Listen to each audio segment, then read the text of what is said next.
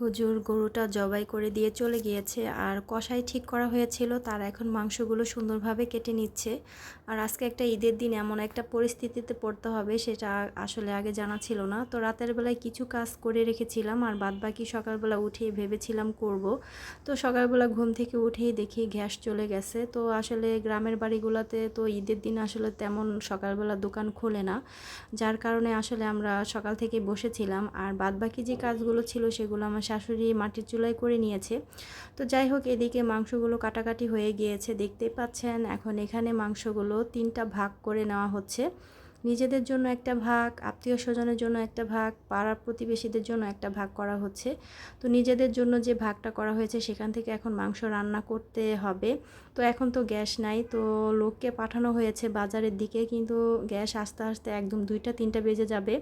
যাই হোক, কিচ্ছু করার নাই, যখন গ্যাস নিয়ে আসবে তখনই আসলে গরুর মাংসটা রান্না করা হবে। যাই হোক, তো আপনাদের সাথে আমি যেহেতু ডেলি ব্লগ শেয়ার করি, তো আমি প্রতিদিন যাই কিছু করতেছি না কেন সেগুলো একটু একটু করে আপনাদের সাথে শেয়ার করা। তো আমার এই ভিডিওটা কাছে এবং দূরে যায় যেখান থেকে দেখছেন, সবাইকে অসংখ্য ধন্যবাদ। সবাই সম্পূর্ণ ভিডিওটা দেখে সুন্দর কমেন্ট করবেন। আর আমার ঈদের ভিডিওগুলো আপনাদের সাথে শেয়ার করতে পারছি না, কারণ গ্রামের বাড়িতে কারেন্ট থাকে না।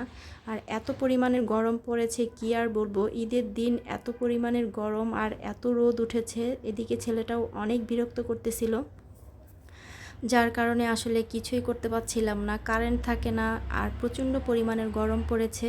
তো আত্মীয় স্বজনের ভাগ আর নিজেদের ভাগ, পাড়ার প্রতিবেশীদের ভাগ, যার যেটা আসলে তাকে সেটা দেওয়ার ব্যবস্থা করা হচ্ছে। এদিকে আয়াজের বাবা আর সাথে আরেকটা লোককে নিয়ে মাংসগুলো মাপতেছিল, আর বাদবাকি যে কাজগুলো ছিল সেগুলো কসাইরা করে দিচ্ছে, দেখতেই পাচ্ছেন।